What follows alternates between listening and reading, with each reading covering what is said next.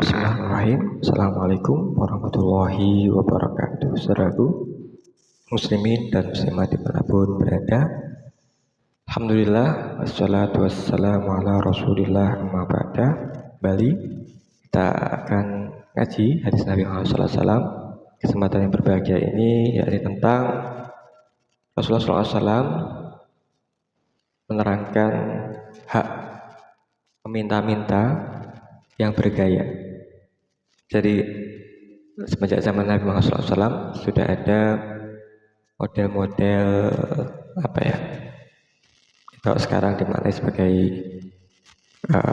premanisme begitu. Baik, mari kita simak. Bismillahirrahmanirrahim. Hadatsana Muhammad ibnu Katsir, akhbarana Sufyan, hadatsana Mus'ab ibnu Muhammad ibnu Surahbil, hadatsani Ya'la ibnu Abi Yahya an Fatimah binti Husain an Husain ibnu Ali qala Rasulullah sallallahu alaihi wasallam lisaili haqqun wa ijja'a 'alal faras.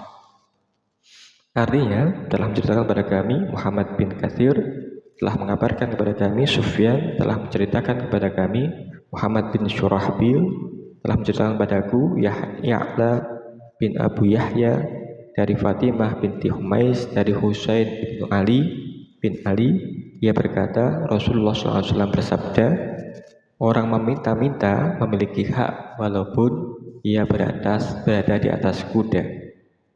Baik, apa yang bisa kita petik hikmah dari hadis ini? Yang pertama, adakah peminta-minta yang bergaya, yang keren, yang mungkin kalau enggak ya maksa, dia mengendarai mobil mewah. Pada zaman Nabi, kendaraan mewah itu adalah kuda. Peminta-minta tapi naik kuda. Ini sungguh aneh begitu ya. Ya, pertanyaannya, bagaimana dengan peminta-minta yang keren, yang bergaya begini? Benar, sangat banyak. Kalau ditanya tadi, adakah peminta-minta yang bergaya? Ini benar, jawabannya adalah sangat banyak. Apalagi di era sekarang, di mana banyak sekali pengangguran, terjadi krisis ekonomi, kemudian kebutuhan juga tidak bisa dielakkan begitu ya. Maka ini bisa mendorong seorang untuk turun minta, dan juga secara fakta kita temukan minta-minta yang mungkin high class begitu ya, dengan model proposal proyek untuk kepentingan politik praktis atau kelompok atau golongan atau mungkin sektor yang meminta-minta untuk alasan ibadah untuk imamnya dan seterusnya.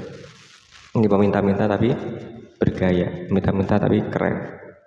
Ya, yang kedua, sindiran Nabi SAW untuk peminta-minta yang bergaya atau yang keren tadi, yang sangar tadi, ini adalah dengan tetap memperlakukan mereka sebagai manusia pada umumnya. Nah, diperlakukan sebagai manusia pada umumnya. Jadi tentu saja ada hukum, ada aturan di mana tidak boleh memaksa ketika meminta. Maka ini tetap kita perlukan sebagai manusia pada umumnya.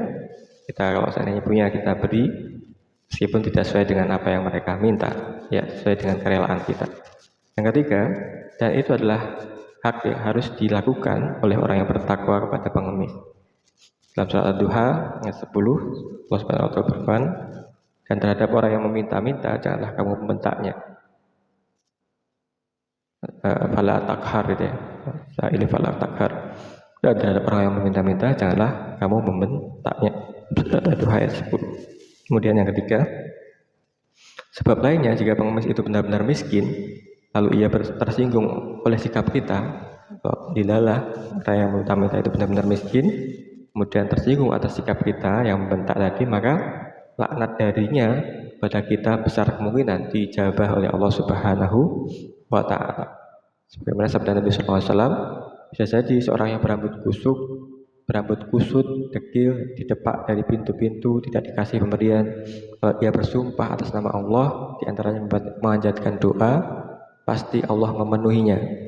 Dalam Sahih Muslim nomor 6848. orang yang meminta-minta itu sungguh-sungguh miskin dan rambut kusut, dekil, lusuh, kemudian dia tidak memiliki sesuatu pun, kemudian di depan dari pintu-pintu rumah di mana dia mengetuknya, kemudian meminta belas kasihan kepada penghuni rumah tersebut, kemudian dibentak, maka bisa jadi sumpahnya ini dikabulkan oleh Allah Subhanahu wa Ta'ala. Yang keempat, namun apabila peminta-minta keren tadi, yang sangar tadi, ternyata dia menipu untuk memperkaya diri sendiri, kelompoknya, golongannya, organisasinya, maka berlaku sabda Nabi Muhammad SAW, sesungguhnya ia meminta bara api.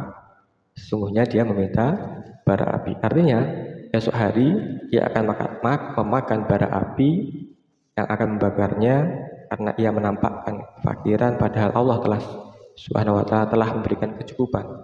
Menampakkan kefakiran, dan dengan sikap meminta-minta, padahal Allah telah memberikan kecukupan, dan ia telah menyembunyikan nikmat yang Allah berikan kepadanya. Jadi dia akan makan bara api. Nauzubillah summa nauzubillah. Yang kelima, maka sungguhnya ia telah mengganti syukur dengan kufur, berdusta dalam permintaannya, dan mengambil sedekah yang sebenarnya merupakan hak fakir miskin dan orang-orang yang membutuhkan. Jadi mengambil yang bukan haknya, dia memakan bara api. La ta'kulu, ini janganlah memakan harta saudaramu dengan batil, karena sungguhnya hal tersebut akan menyebabkan engkau akan memakan bara api dari api neraka. Nauzubillah summa nauzubillah.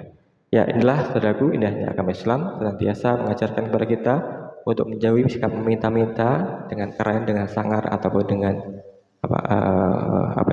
sumpah serapah segala sesuatu yang bukan orang terpaksa memberi ini, dan tidak meminta-minta dengan kasar, sehingga terjadilah hubungan yang harmonis, yang baik dengan sesama manusia. Ya, inilah indahnya agama Islam, mengajarkan kepada kita tentang kebaikan meskipun dalam keadaan terpaksa, mungkin karena kebutuhan, kemudian meminta, maka tidaklah dengan sikap yang kasar, dengan memaksa, dengan untuk memperkaya diri sendiri, dengan menunjukkan kefakiran pada dia sudah memberikan, Allah telah memberikan kecukupan. Inilah yang menjadi larangan atau anjuran dalam agama kita, agama Islam yang mulia. Semoga Allah Subhanahu wa Ta'ala memberikan hidayah inahnya pada kita, keluarga kita, muslimin semuanya, anak turun kita, untuk menjauhi sikap meminta-minta dan berikan hak peminta-minta dengan sebaik-baiknya. Amin. Terima kasih. Assalamualaikum warahmatullahi wabarakatuh.